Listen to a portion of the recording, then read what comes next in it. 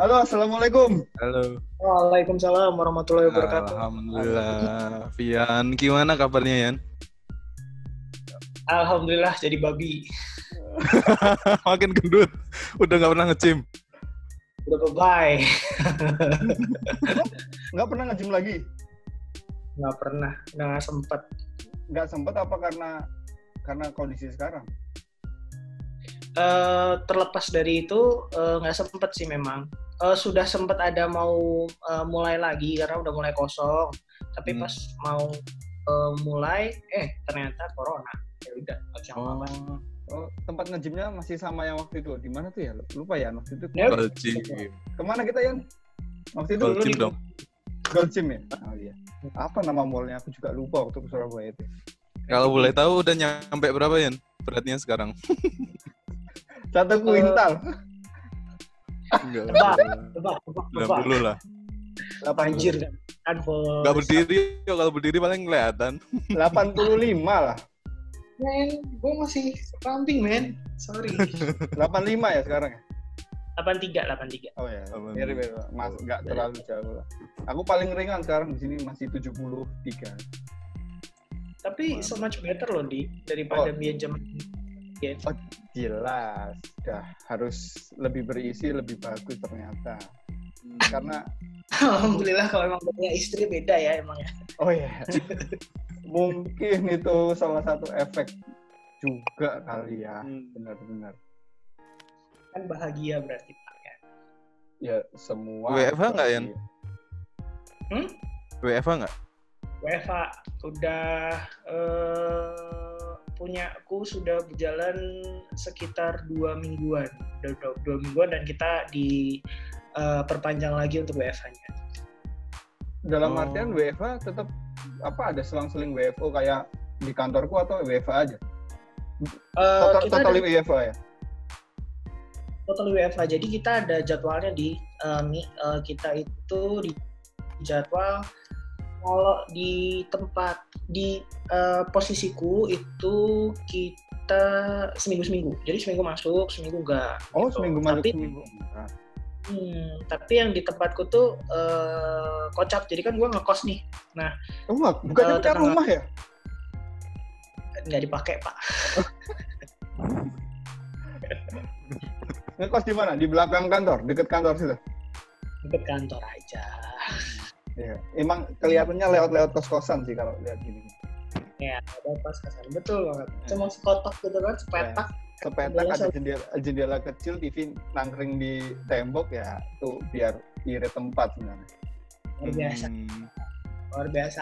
WFH-nya kloteran atau ini nggak? Atau langsung satu kantor gitu? Atau kloter gitu? Kloter nih. Jadi kalau di kita itu sebenarnya kalau based dari peraturan, based on rules, kita cuma boleh 2 sampai 3 orang maximum. Jadi dari kantor 15 gitu. Cuman karena kantor gua ini load kerjanya cukup banyak, jadi kita sempat nawar sih ke pihak SDM gitu. Jadi kita sekarang posisinya 7 itu dengan 1 OB dan 1 driver. Jadi pure untuk si karyawannya sendiri itu cuma ada 5. 1 kakanwil, 1 petinggi. Ini satu kantor ya? Satu kantor ya? Bukan satu departemen ya? Satu kantor? Itu satu kantor. Jadi dari departemen A1, departemen B1, departemen C-nya ada 2. Oh, yang ngurusin logistik fasilitasnya paling banyak. Logistiknya harus tetap jalan. Jadi kalau kita bicara komposisi yang sebenarnya biasanya itu manajernya ada 2, kemudian petingginya 1, kemudian untuk asistennya 1 biji, sama orang operasional yang ngurusin kebutuhan kantor gitu 1. Sorry nih, aku nanya. Kalau WFH seperti itu yang masuk cuma mungkin sekitar 10% kali ya, aku bisa bilang mungkin 10% dari mungkin bahkan lebih kurang dari 10% ya. Kalau proses approval namanya mungkin di setiap kantor approval atau persetujuan di kantor itu nggak perlu memerlukan tanda tangan basah atau apa gitu ya untuk transaksi kan aku nggak tahu, atau tetap harus tanda tangan basah atau gimana? untuk sementara itu kita kirim by email. Terus atas email tersebut kan handphone sekarang udah canggih ya. Tapi email corporate dong, bukan email yang umum Gmail corporate. Jadi habis di email, kalau mereka punya Samsung, jadi biasanya mereka sign langsung. Jadi ada dua tuh, satu Apple, satu Note kan. Ya udah tuh makhluk yang pakai pada tanda tangan. Kalau makhluk yang pada pakai Apple, ya wassalamualaikum. Oh berarti tetap pakai basisnya Android ya? Tetap ada persetujuan, tetap pakai sign, tapi elektronik gitu kan? Yes, tapi elektronik. Sign elektronik, tapi tetap nanti pada akhir hari itu utamanya ke kepala kantor ya. Jadi kita akan kirim ke dokumen-dokumen asli itu, kita kirim ke rumah kepala kantor untuk ditandatangani. Oh tetap ya, itu sebagai apa ya, nggak ngerti juga sebutannya, mungkin sebagai dokumen sumber kalau gampangnya ya, buat untuk menjalankan sesuatu kali, nggak ngerti juga sih. Jadi tetap wujudnya tetap harus ditandatangani basah sih kalau di buat dokumentasi pekerjaan berarti, karena kan memang ya dunianya saya juga tetap harus tanda tangan basah, nggak ada tanda tangan basah nggak mungkin bisa sih. Iya betul banget, soalnya di tempatku masih agak dia masih super ini sih kaku lah, tradisional. Jadi tanda tangan masih harus basah, belum diperkenankan sepenuhnya tanda tangan digital. Oke. Terus kalau sekarang nih kan di masa-masa ini, ngomongin masalah sekarang ya di corona segala macam kan, tinggal di Surabaya kan, apalagi Surabaya kalau nggak salah deket Kanwil di kantor aku juga, itu wilayah jalan protokol, itu di sana suasananya sepi, ditutup atau gimana ya? Oke, jalan protokol di Surabaya, kalau kita bicara Jakarta ada segitiga emas kan, segitiga emasnya kan ada di Gatsu, Kuningan sama Sudirman Tamrin. Oke, sepanjang itu. Nah di Surabaya juga sama, ada segitiga emas, itu ada di Basra, Sudirman, sama di Darmo. Ya bentuk Y sih, nggak segitiga literally. Tapi di Jalan Darmonya ini, jalan utama itu di blok. Tapi untuk si Basra, Basuki Rahmat sama Tunjungan dia nggak di blok. Tapi karena Jalan Darmo ini di blok, of course jadi si Basra sama Tunjungan ini juga sepi. Karena gini, untuk di Surabaya sendiri itu ada peraturan daerah yang menyatakan bahwa saat mobil-mobil kendaraan dari luar, utamanya bukan plat L ya, itu mau masuk Surabaya dia di screening dulu, ditanya. Oh gitu, sampai segitunya? Kamu mau ngapain nih? Yes, jadi yang diperkenankan leluasa masuk itu hanya plat L. Wah, ngeri juga ya. Ketat juga ya? Ketat banget ya? Ketat. Hanya plat L sama plat B lah. Kalau plat B masih oke lah. Tapi kalau kita bicara plat Sidoarjo, Sidoarjo, Gresik, terus ya daerah-daerah sekitar lingkar Surabaya berarti ya? Ya, lingkar Surabaya itu masih relatif easy untuk masuk. Tapi kalau misal kita bicara, aku kan platnya H nih, nah itu agak susah tuh masuk. Itu juga agak worry gitu sebenarnya, karena gue kemarin nyoba sih nggak ada ya, nggak diberhentiin. Gue iseng nyoba, memang gue niat nyoba gitu. Kemarin nggak ada, cuman gue nggak tahu apakah daily-nya itu diberhentiin atau nggak, karena di surat edarannya memang gitu. Suratnya dari si Pemkot Surabaya itu menyatakan bahwa kalau di Surabaya di pintu-pintu masuknya itu akan dijaga, dan yang diperbolehkan masuk itu plat L. Kalau misal nggak plat L keluar, itu akan diberhentiin dan ditanya kamu mau ngapain gitu. Yang boleh masuk itu orang yang kerja di Surabaya atau orangnya bukan mobilnya bukan plat L, tapi kamu KTP-nya KTP Surabaya nih, gitu. Terus atau kalau misal kamu KTP-nya bukan KTP Surabaya, platmu bukan plat Surabaya juga, tapi kamu itu boleh masuk. Tapi kalau nggak ada, kayak gue sering sendirian gitu, agak ngeri gitu. Oh. Pernah nggak tapi yang maksudnya kayak diberhentiin atau apa, atau ada temen yang plat dilahirin L gitu? Ada yang diberhentiin, diapain? Belum ada, Mi. Kemarin sih, jujur kemarin Jumat aku nyoba. Jadi aku nyoba sampai ke Bundaran Waru kan, sekalian muterin ngejalanin mobil. Aku pengen lihat memang, karena aku mau ke rumahku yang di Sidoarjo itu, aku pengen ke sana gitu. Pas aku mau ke sana, pas aku mau lihat itu Itu nggak ada, pemeriksaan itu nggak ada. Gue tetap masih bisa masuk dengan leluasa dan dengan santuinya gitu, ibarat kata masuk gue masih belum ada. Tapi besok gue mau coba lagi gitu. Jadi gue masih belum tahu. Tapi belum ada kayak PSBB gitu ya di Surabaya. Belum. Kan kalau Jakarta udah ya. Belum. Kalau PSBB beda. Jadi mall juga masih buka. Oh, mall juga buka. Tunjungan gitu. Tunjungan masih buka. Walaupun di dalam tunjungannya sendiri itu banyak tenan yang tutup. Jadi kayak Uniqlo tuh full tutup dia. Oh. Tapi mungkin yang buka itu ya kebutuhan makanan, obat gitu kan. Yes, grocery store still open, terus farmasi juga still open, sama tempat makan sih. Tempat makan buka. Tempat makan buka. Tapi boleh makan di situ? Boleh makan di situ atau take away? Oh, boleh. Oh. Enggak, kalau di sini nggak ada seminggu yang lalu atau beberapa hari yang lalu. Kemarin, Pak. Oh, kemarin.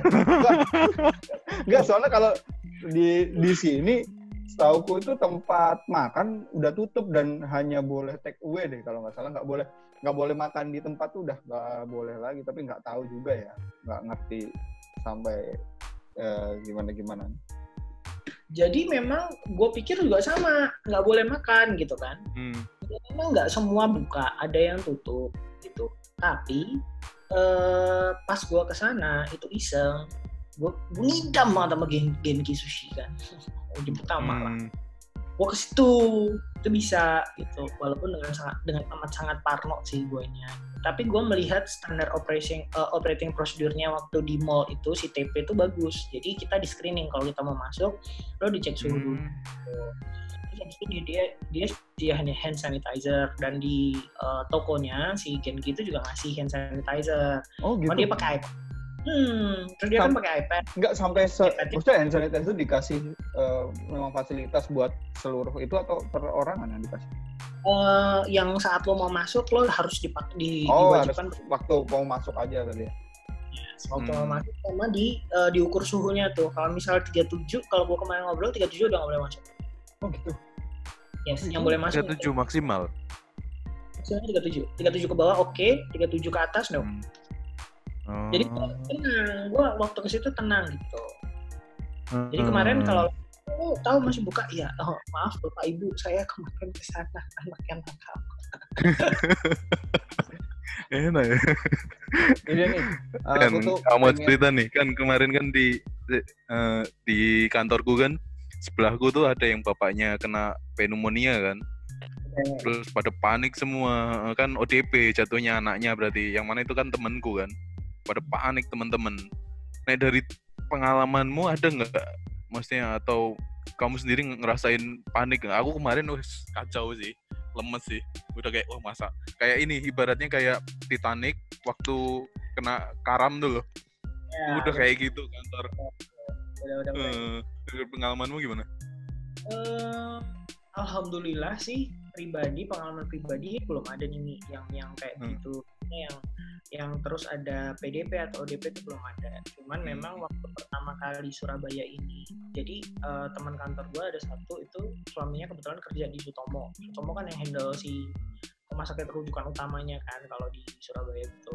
Nah, gue udah dapat insider dari dia kalau udah ada nih gini-gini. Gitu. Nah, di situ kita sudah, gue udah mulai panik, gue pribadi udah mulai panik, dan teman gue juga.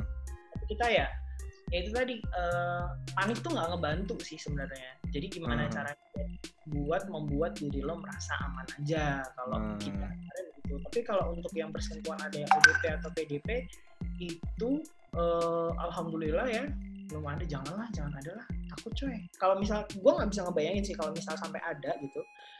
Hal pertama yang gue lakuin mungkin kayaknya gue isolasi diri sendiri ya ibaratnya.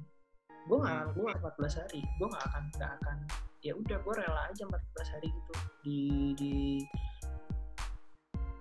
potong gaji. Jadi memang belum ada, tapi yang ada di otak gue sampai itu terjadi itu gue udah ada. Jadi gue step-stepnya adalah kalau misalnya itu terjadi, gue akan mengurung diri di rumah dan nggak berkontak dengan siapapun gitu sih. Oh gitu ya, berarti orang-orang terdekat tuh belum ada ya? Alhamdulillah belum ada. Orang-orang kantor juga belum ada sih alhamdulillah. Jadi jangan sampai lah, aduh. Iya, amit. Udah banyak banget kan di Jakarta. Jadi kayak hal yang kemungkinan possibility untuk bertemu atau kita papasan sama ODP atau PDP itu kan besar ya. Tapi kalau di Surabaya, alhamdulillah sih belum. Tapi ya, gue takut nanti jujur waktu Lebaran sih. Lebaran pulang? Enggak, gue nggak pulang. Nggak boleh pulang toh kita. Oh, kan kirain mau bandel.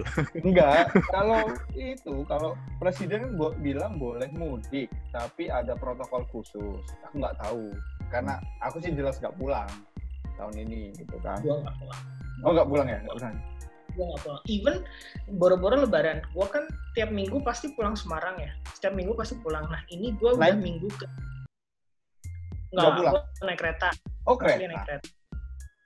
Tapi ini udah minggu ketiga gue nggak pulang, jadi gue mati gaya banget di Surabaya coy. Udah nggak pulang. Ya sama, di sini juga mau bosen aja udah bosen. Tidaknya bapak kalau bosen keluar rumah masih ruang rumah bapak, pak saya keluar kamar udah rumah orang anjir. Ya sama. Ini ngomongin ini berapa yang lagi viral mungkin ya, saya lihat di Twitternya Mas Fian. Kalau nggak salah yang Pak RT itu tetangga ya Pak? Pak RT yang menolak. Beda Pak. Kan di Semarang. Di Ungaran kan? Oh yang di Ungaran ya? Ya Allah. Itu tetangga atau gimana? Beda. Jadi gini, kalau dari Semarang, rumah gua kan di sebelah kiri itu. Nah dia di sebelah kanan. Jadi yang membedakan Ungaran itu, Ungaran Barat sama Ungaran Timur itu si jalan utama ini. Nah, gue itu di timur, dia di Ungaran Barat gitu.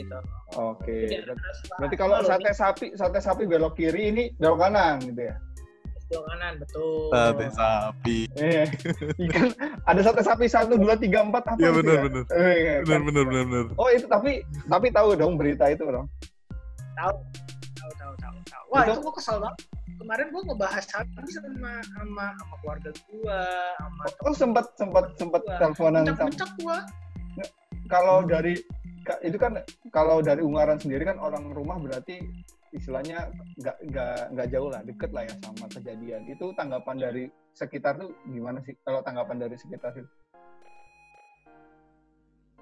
Kalau gua dan keluarga gua, orang tua gua yang di Ungaran juga, itu kita mengutuk sih. Maksudnya gini, yang paling kita concern itu adalah tuh orang kayak gini tuh. Lu kan punya HP ya, lu pakailah buat baca berita, gitu. Lu pakailah buat cari informasi. Jangan buat nyinyir di WA. Terima kasih. Karena aku baca Twittermu tuh langsung kayak, wah ini seru banget kayaknya sampai ke hati kayak itu, kayak keselnya sampai segitunya. Iya karena gini loh, sekarang tuh udah nggak ada alasan lagi untuk orang-orang gitu ya, orang-orang di desa gitu tuh juga bilang, wah kita ketinggalan informasi gitu ibaratnya. Kenapa? Karena buktinya lu bisa main handphone kan, lu bisa WA, lu bisa bikin grup dan lain sebagainya, lu bisa nyebar hoax ya kan, lu terus serta menyebar hoax gitu. Tapi lu tidak mau mencari kebenaran akan berita tersebut gitu ibarat kata. Dan dalam hal corona ini lu tuh tidak mencari tahu gitu. Yang bikin gue kesel tuh adalah waktu dia ngomong gini.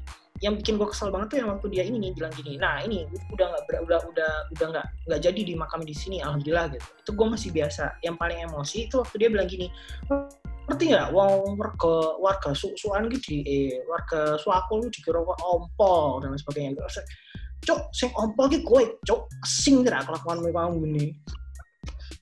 Karena kan kampung itu loh, dan semalam aku ngecek 5 jam sebelumnya di akun YouTube-nya dia tuh masih bisa ngupload video burung, men.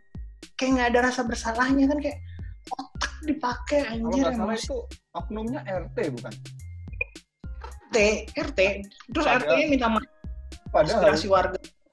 Setahu aku ya, ada sih protokol buat RT, tingkat RT ya, RT RW itu ada protokolnya mengenai ini ya. Bahkan aku punya slide-nya lah, istilahnya slide mengenai protokol RT. Mungkin aku nggak tahu ya apakah itu protokol itu nyampe di sini, sampai ke sana atau enggak, karena untuk wilayah kebetulan di tempatku ini di Tangsel, di Pondok Betung sini mungkin aku berdekatan banget nih sama Simiha, tempat tinggalnya. Mungkin 200-300 meter ya. Nggak terlalu jauh tempat tinggalku sama Leha. Mungkin segitu. Beda sektor doang. Kita beda sektor aja, beda sektor. Itu tuh benar-benar di situ yang positif 2 di kelurahan ini ya bahkan ya di Pondok Betung itu kelurahan, dan yang istilahnya dalam pemantauan tuh banyak. Jadi di sini tuh benar-benar kayak penanganannya tuh protokol kesehatannya ya luar biasa sih, maksudnya ketat. Walaupun sekarang misalkan tukang bakso di tempatku itu udah pakai helm yang tukang las apa ya namanya ya, nggak ngerti ya. Oh iya. Iya benar. Sampai segitunya benar-benar di sini gila sih, maksudnya benar-benar. Ya mungkin Tangerang Selatan kan salah satu yang kena banyak. Nggak ngerti juga kenapa. Terus sama mungkin dari Mas Miha ada pertanyaan? Oh ya. Kalau kan tadi kan emang sempet ini ya, emang takut juga takut. Tapi kalau bandel dikit juga nggak apa-apa. Tapi kalau misalnya dari penanganan diri sendiri gitu gimana? Kalau aku sendiri kan pakai Dettol tuh biasanya semprotin kamar gitu-gitu kan. Kalau kamu sendiri se-aware itu nggak atau gimana? Gue bisa mengkategorikan diri gue sendiri itu sebagai seorang yang cukup gila setelah corona ini merebak. Maksudnya? Jadi gue memang kesannya kayak nakal dan sebagainya, tapi gue sangat memperhatikan faktor yang membuat yang merasa aman di situasi tersebut. Jadi gini, gue kan sekarang masak seringnya gitu. Of course gue harus keluar untuk belanja makan dan sebagainya gitu. Dan itu nggak bisa dihindarkan kan. Nah itu gue nyetok masker dulu. Masker itu gue udah stok. Masker kain atau masker medis? Name it. Lu mau masker medis gue ada. Okay. Masker kain gue ada. Masker reusable. Waduh, ini mah nggak bandel. Ini mah waspada banget nih. Oke, terus? Dan gue masih PO masker yang dari luar negeri itu yang ada juga yang itu. Yang 3M. Nanti Yang 3M itu. Oh, kalau 3M gue belajar dari pengalaman. Jadi ada pengalaman kocak juga. Karena gue aware bahwa si virus ini disebarkan based dari cairan tubuh seseorang, misalnya ludah dan lain sebagainya gitu kan. Yeah. Gue berpikir keringat itu juga salah satu bentuk cairan tubuh kan. Dan lo saat lo berbelanja, lo kan megang segala macam sesuatu itu. Nah, gue tuh takutnya, gue tuh sampai beli handscoon bedah, gue pakai buat belanja. Jadi orang belanja tuh gue pakai handscoon gitu. Terus gue upload dan gue dimarahin sama teman-teman gue yang dokter, si Mita tuh ngomen, temen gue yang perawat tuh marah tuh kayak, lu ya gila ya, udah tahu tuh susah lu pakai beli buat belanja lagi, nggak tahu diri lu ini gitu. Oke, gue berpikir kayak gue salah di situ. Tapi gue tetap merasa bahwa sarung tangan ini penting. Jadi gue segera mencari di internet dan gue ingat waktu itu, ada sarung tangan bening yang biasanya buat masak. Gue pesen 2 box, itu 200 piece. Itu gue udah beli. Nah, untuk gue pribadi, hand sanitizer itu gue udah beli di bulan Januari gue harganya masih wajar. Teman gue bilang, lo mau beli nggak? Ini udah susah banget gitu. Kebetulan waktu itu gue lagi deket orang. Asik. Terus dia bilang, kamu mau nggak ini gitu kan? Terus yaudah sekalian gue beli 4 itu berarti 4 liter? 2 liter. Oh 2 liter. Gue ada 2 liter itu gue masih make kemarin berapa liter doang itu, dan itu gue pisah ke dalam botol-botol kecil. Gue taruh di mobil satu, di tas gue satu, kemudian di setiap tas gue kasih satu. Jadi nggak mungkin ketinggalan dong. Nggak mungkin, gue nggak mungkin ketinggalan karena setiap kalau gue lupa di setiap tas gue ada gitu. Kemudian di mobil gue ada satu, di kantor ada satu, tuh udah. Dan gue membiasakan diri setelah apapun juga itu gue cuci tangan. Gue cuci tangan itu WHO bilang 20 detik kan. Gue kadang bisa lama. Tapi tangan masih aman kan? Sering hand sanitizer sama lain, tangan masih nggak ada. alhamdulillah aman, nggak ada masalah. Karena gue tetap pakai pelembab coy. Ya lo balik lagi ke lo yang sendiri. Kalau gue sih kagak mau kulit gue kenapa ya, jadi gue pakai tes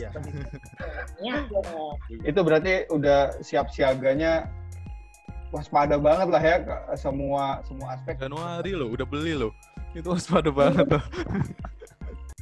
Turun dari bapak nih, lu kayak gak tahu bapak gue aja kayak gimana. Iya makanya maksudnya bener-bener sampai seluruh tas ada hand sanitizer, sampai kita nggak segitunya. Aku sih sampai nggak, aku ada sih karena tas yang selalu aku bawa saat kalau aku pulang kantor itu seluruh baju itu aku cuci. Terus tas, sepatu itu aku semprot desinfektan. Kalau aku sampai segitu sih. Beli desinfektan nggak?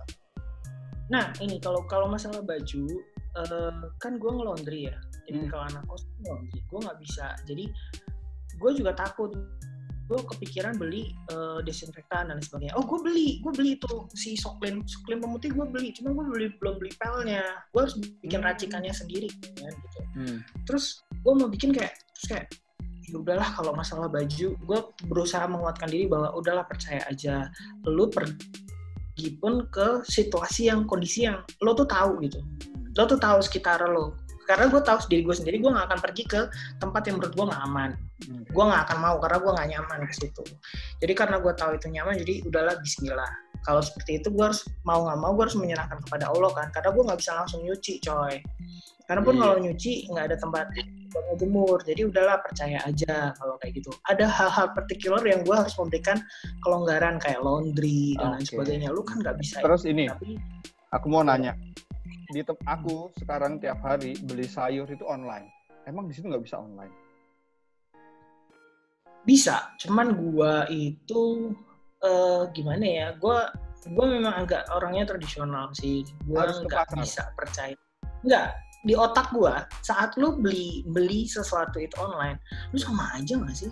Yang di otak gua ya, ini jujur aja ya, di otak gua sama aja nggak sih coy? Lu nggak tahu yang ngejualin yang ngambil sayur tuh batuk atau enggak. Oh iya kan? Dan lain sebagainya, lu masukin plastiknya di situ dikirim pakai Gojeknya aja lu nggak tahu tuh orang batuk atau enggak dan lain sebagainya. Itu lu sudah melalui perpindahan 2 kali coy di situ. Gue nggak mau. Bahkan untuk masalah makanan, kita name it lah. Gue udah di rumahkan kayak gini kan sekitar 2 mingguan lebih ya. Gue nge-Gojek itu mau berapa kali coy. Gue nakal nge-Gojek tuh berapa? Lebihnya gue masak everyday. Kalau aku masih nge-Gojek sih. Gue nggak berani. Nggak berani. Pun kalau misal gue datang, tuh Gojek datang, gue semprot hand sanitizer yang banyak. Plastiknya gue kasih hand sanitizer coy. Sama, kalau aku semprot desinfektan sih lebih tepatnya. Enggak, gue karena gue nggak ada desinfektan, gue nggak bisa hal-hal seperti itu gitu. Ini nih terakhir pesan apa sih buat teman-teman, buat aku, buat Miha atau buat teman-teman yang sekiranya bermanfaat lah, yang udah lu jalanin selama ini, kira-kira apa? Secara khusus sih nggak ada ya, cuman gue bicara secara umum aja. Yang paling penting itu adalah jangan panik. Tetap jaga diri kalian. Maksudnya gini, lakukan apapun itu yang menurut kalian itu bikin kalian nyaman, tapi tanpa melanggar norma ya. Maksudnya gini, kayak gue kan tadi udah kayak semi freak kan, gue harus gue ada SOP khusus untuk diri gue sendiri gitu. Orang-orang kantor gue tuh ngatain gue tuh gila, lu terlalu freak man, lu terlalu parno dan lain sebagainya. Gue nggak ngedengerin, karena menurut gue adalah itu membuat gue merasa aman untuk melakukan kegiatan gue. Jadi lakuin aja hal-hal yang menurut lo suka gitu, tapi bikin lo tetap ngerasa safe di situ. Jadi tetap harus hati-hati. Lo nggak peduli gitu. Tapi maksud gue jangan melanggar norma itu, jangan lakukan kesalahan bodoh seperti yang gue lakukan saat gue beli handscoon. Ingat, APD untuk para petugas medis itu susah. Jadi lo harus kreatif untuk mengganti hal-hal tersebut. Kalau gue ya ganti pakai sarung tangan tadi, masker. Gue mau nggak mau harus punya masker medis satu. Ya maaf ya teman-teman untuk medis di sana, gue setidaknya masih punya satu box. Gue ngaku gue punya satu box masker medis itu ada. Tapi itu sangat gue minimalisir penggunaannya gitu. Untuk tempat-tempat tertentu kali ya. Kalau sakit harus ke rumah sakit mungkin atau kalau aku kan memang juga punya. Memang punya karena emang kan istriku lagi hamil besar. Kalau ada apa-apa ke rumah sakit pasti aku harus pakai sih. Kemudian saat-saat tertentu ya, bukan keseharian sih tetap pakai masker kain sih. Seperti anjuran pemerintah. Sama ini pertanyaan terakhir, yang lagi deket itu siapa ya?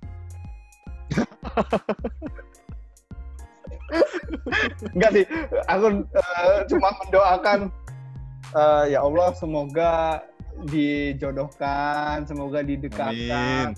Karena itu udah sedikit perhatian loh, ngingetin beli hand sanitizer. Semoga, maksudnya itu satu bentuk perhatian ya. Maksudnya yang mungkin itu udah. Anjir bukan gua.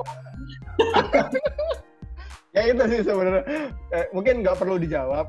Ya nanti semoga ya siapa tahu doa saya didengar gitu kan. Segera udah mapan, udah kurang apa sih sebenarnya? Kurang pendamping hidup sebenarnya. Biar orang tua di Ungaran pasti bahagia gitu. Tapi gue mau nambahin lagi boleh nggak? Silakan. Ini serius. Boleh. Kalau misalnya ada teman-teman yang dengar dan sebagainya, kenal atau nggak kenal gue pesen banget sama kalian ini. Untuk mudik ke depan, please gunakan logika kalian. Gue tahu kalian tuh kangen sama orang tua kalian, gue kangen kalian ngerantau dan sebagainya. Gue pun begitu. Kita nggak tahu background cerita kita masing-masing kayak gimana, dan kalian juga nggak tahu cerita gue kayak gimana.